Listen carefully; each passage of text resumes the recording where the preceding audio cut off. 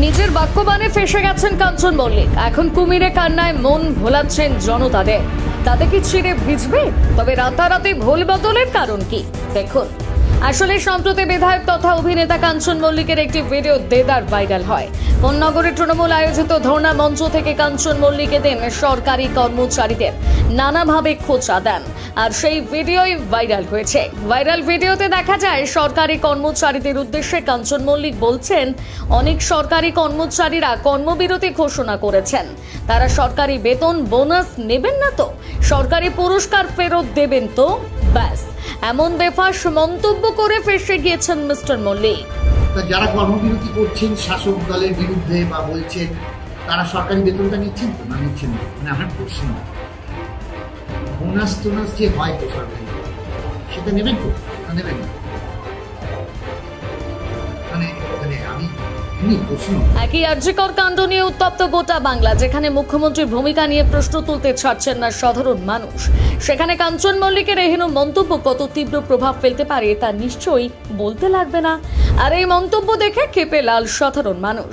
এমনকি টলিপাড়ায় একাধিক ব্যক্তি পর্যন্ত কটাক্ষ করতে ছাড়েনি কাঞ্চনের বিরুদ্ধে। খুব উগরে দিয়েছেন অভিনেত্রী সুদীপ্তা চক্রবর্তী, অভিনেতা ঋত্বিক সেন থেকে শুরু করে অনেকেই।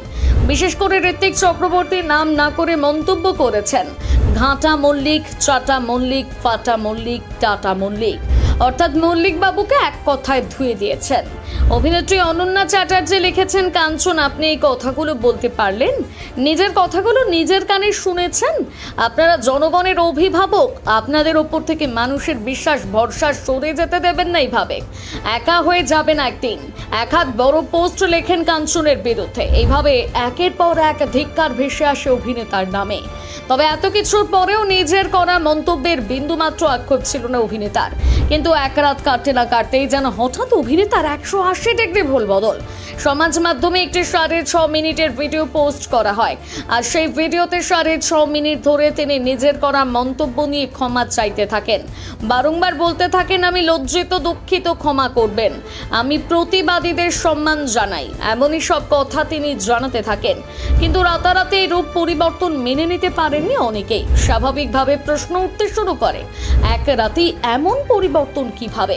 আসলে এই মুহূর্তে যে অবস্থা তাতে কাঞ্চন মল্লিককে কোণঠাসা করে দিয়েছেন টলিপাড়ার অভিনেতা অভিনেত্রীরা। সুদীপ্তা চক্রবর্তী তো বন্ধুত্বের তালিকা থেকে কাঞ্চন মল্লিককে বাদই দিয়ে দিয়েছেন। এমনকি কাঞ্চনের কথা মতো অভিনেত্রী রাজ্য সরকারের তরফ থেকে পাওয়া পুরস্কার পর্যন্ত ফিরিয়ে দিতে প্রস্তুতি নিয়েছেন। শুধু তাই নয়, এই বিতর্কের মাঝে সুজন নীল মুখোপাধ্যায় কাঞ্চনের সাথে নাটক বাতিল করে দিয়েছেন। অর্থাৎ কাঞ্চন মল্লিককে সকলে হারে হারে টের পাইয়ে দিচ্ছেন তার মন্তব্য ঠিক কতটা কুরুচিকর। উল্টো দিকে সোমবার রাতে অভিষেক বন্দ্যোপাধ্যায় সমাজ মাধ্যমে পোস্ট করে লেখেন, দলের জনপ্রতিনিধিদের আরো নমনীয় ও সহানুভূতিশীল হতে হবে। তৃণমূলের সকলকে বলছি, চিকিৎসক বা নাগরিক সমাজের কারো বিরুদ্ধে কোনো খারাপ কথা ব্যবহার করবেন না। প্রত্যেকেরই প্রতিবাদ করার এবং নিজেকে প্রকাশ করার অধিকার রয়েছে। এটাই পশ্চিমবঙ্গকে অন্যান্য বিজেপি শাসিত রাজ্য থেকে আলাদা করে। আর ঠিক এই পোস্টের পর অভিনেতার ভুল বদলে যায় অনেকেই মনে করছেন। কিন্তু অভিষেক ব্যানার্জির এমন মন্তব্যের কারণ নাকি টলিপাড়া থেকে কোণঠাসা করা হচ্ছে? কি কারণে অভিনেতার পরিবর্তন সেটা বলা মুশকিল। অন্যদিকে কাঞ্চন মল্লিকের তৃতীয় স্ত্রী শ্রীময়ী বরের দোষ থাকতে স্লিপ অফ টাং বলে বিষয়টিকে ঘোরানোর চেষ্টা করেছেন। সে যাই হোক না কেন, কাঞ্চন মল্লিকের অবস্থা এখন ছেড়ে দেমা কেঁদে বাঁচির মতো। যতই ক্ষমা চান না কেন, নাগরিকদের হাত থেকে এত সহজে পার পাবেন না। প্রতিবেদনটি লিখেছেন সুনন্দা মান্না, কণ্ঠেরিয়া সরকার, গ্রাফিক্স করেছে শুভঙ্কর সরকার। বাংলা হান্টির আরও নিত্য নতুন প্রতিবেদন দেখতে নজর রাখুন আমাদের পেজে।